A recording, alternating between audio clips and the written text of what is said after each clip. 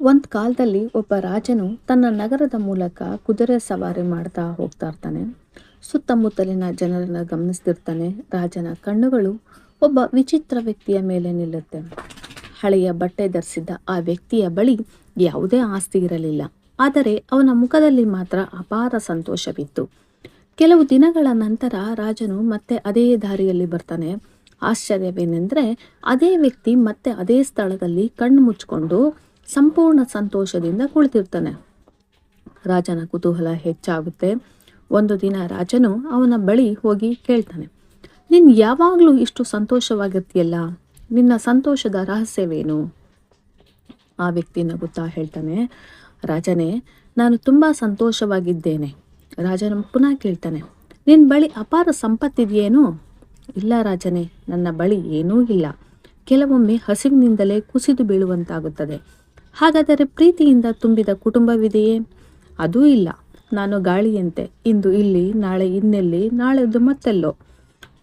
ರಾಜನು ಮತ್ತೆ ಕೇಳ್ತಾನೆ, ಕನಿಷ್ಠ ಉತ್ತಮ ಆರೋಗ್ಯವಾದವರಿದೆಯೇ?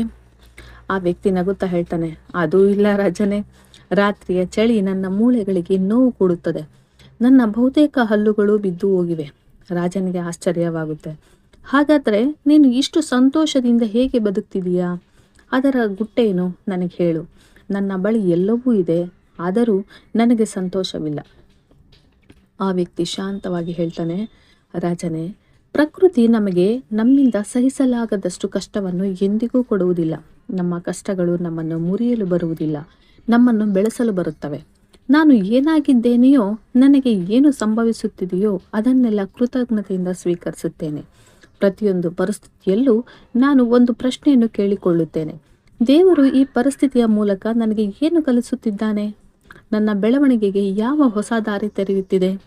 ಕಷ್ಟಗಳನ್ನು ಸಹನೆಯಿಂದ ಸ್ವೀಕರಿಸಿದಾಗ ನಮ್ಮೊಳಗೆ ಒಂದು ಹೊಸ ಹರಿವು ಹುಟ್ಟುತ್ತದೆ. ಜೀವನದ ಮಂಜು ನಿಧಾನವಾಗಿ ಕರಗುತ್ತದೆ. ನಮ್ಮ ಮುಂದೆ ಒಂದು ಸ್ಪಷ್ಟವಾದ ದಾರಿ ಕಾಣಿಸಿಕೊಳ್ಳುತ್ತದೆ. ಅದೇ ನನ್ನ ಸಂತೋಷದ ರಹಸ್ಯ. ಕ್ಷಣಕಾಲ ನಾವು ನಿಲ್ಲೋಣ. ಸ್ವಲ್ಪ ಜೀವನದಲ್ಲಿ ಈಗ ಎದುರಾಗಿರುವ ಸಮಸ್ಯೆಗಳು ಯಾವುವು? ನಮ್ಮ ಮುಂದೆ ಇರುವ ಸವಾಲುಗಳು ಯಾವುವು? ನಾವು ಇರುವ ಪರಿಸ್ಥಿತಿಯನ್ನು ನಾವು ಹೇಗೆ ಸ್ವೀಕರಿಸುತ್ತಿದ್ದೇವೆ? ಈಗ ನಿಮ್ಮ ಕಣ್ಣುಗಳನ್ನು ನಿಧಾನವಾಗಿ ಮುಚ್ಚಿ ಶಾಂತವಾಗಿ ಉಸಿರನ್ನು ಗಮನಿಸಿ.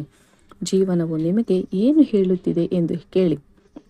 ನೀವು ಯಾವ ದಿಕ್ಕಿನಲ್ಲಿ ಸಾಗಬೇಕು ಎಂದು ನಿಮ್ಮ ಒಳಗಿನ ಧ್ವನಿಯನ್ನು ಕೇಳಿ.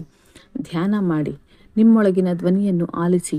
ಆಗ ಒಂದು ದಿನ ನಮ್ಮ ಜೀವನವೇ ನಮಗೆ ಒಂದು ತೆರೆದ ಪುಸ್ತಕದಂತೆ ಕಾಣುತ್ತದೆ. ಸಂತೋಷವು ಹೊರಗಿನ ಪರಿಸ್ಥಿತಿಗಳಲ್ಲಿ ಇಲ್ಲ, ಅದನ್ನು ಸ್ವೀಕರಿಸುವ ನಮ್ಮ ಮನಸ್ಸಿನಲ್ಲಿದೆ. ನಮಸ್ಕಾರ ಸ್ನೇಹಿತರೆ, ಈ ವಿಡಿಯೋ, ಈ ಕತೆ ಇಷ್ಟವಾದಲ್ಲಿ ಲೈಕ್ ಮಾಡಿ, ಶೇರ್ ಮಾಡಿ, ಸಬ್ಸ್ಕ್ರೈಬ್ ಮಾಡಿ, ಪ್ರೋತ್ಸಾಹಿಸಿ. ಧನ್ಯವಾದಗಳು.